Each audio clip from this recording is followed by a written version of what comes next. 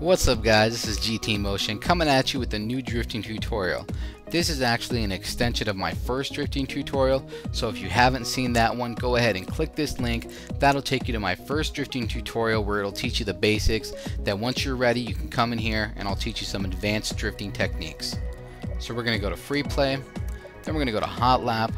I'm going to select the Aston Martins again. The reason I picked these cars is because they're front engine, rear wheel drive, they got a decent amount of power and they're available to everybody. So you guys can pick up the car that I'm using and follow along with the tutorial.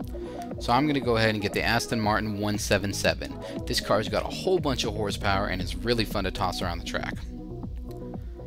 Here we go. Now I'm going to be using manual with clutch. The reason I'm using manual with clutch is because in the first drill I'm going to show you guys how to initiate with the clutch kick. After that you don't have to use the clutch. If you don't like using manual with clutch, go ahead and just select manual and skip the first drill and move on to the next drills after that. Pick whatever you're comfortable with and then go forward to the track selection screen. Alright, so we're going to go to the Top Gear test track again, and then all the way to the right to the drag mile. Here I'm going to show you some advanced techniques and then some drills to practice those advanced techniques.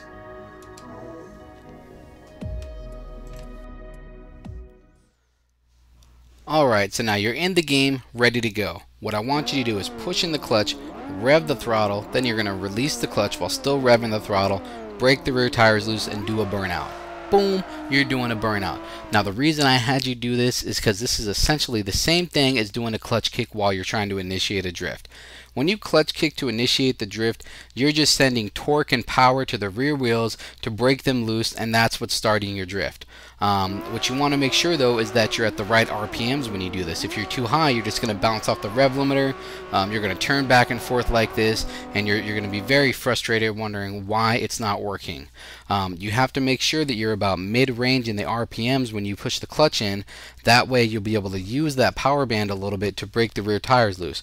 You're going to want to do something like this. You're going to enter just like normal, and then turn back the way that you're going to be drifting, kick the clutch, that's going to bring the rear end out, boom, kick the clutch, bring the rear end out, do your drift like normal. And then if you want to transition back the other way with a little bit of style, you can kick the clutch again, boom, kick the clutch, bring it back the other way.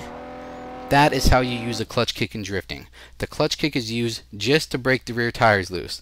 Let's say that you're in a drift and you feel the rear tires are starting to get grip. You want to kick the clutch, and that'll break the rear tires loose, and you could extend the life of your drift. So if you're drifting manual with clutch, these are some of the ways that you can use the clutch kick to your advantage. So do that drill as many times as it takes for you to get used to it, then move on to this next drill. Next, I'm going to show you how to transition smoothly. What happens is a lot of people, when they do their transitions, is they'll spin the car around and they'll spin the car in circles right when they go to transition back the other way. And the main reason for that is because you stay on the throttle the whole time. You don't want to stay on the throttle the whole time when you're trying to transition.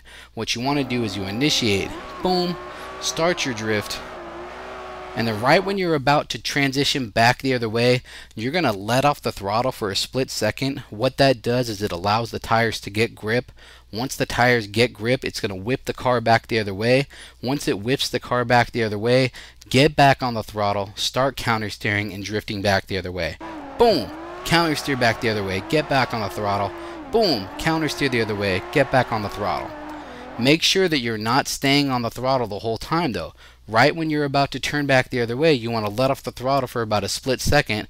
That way the tires can get grip, the car will whip around nicely, and you can get back on the throttle and catch it before you spin. If you stay on the throttle the whole time, as soon as the front tires get grip, or as soon as the tires bite, the car is going to whip around in circles and you're never going to get a clean transition. So go ahead and practice that as many times as it takes for you to get used to the proper transitions. Alright, for this next and final technique, we're going to go to Top Gear test track again. But this time we're going to pick the West. So let's go in there. Get the West Circuit Reverse. This is the course that I'm going to pick so I can show you guys how to properly do a braking drift.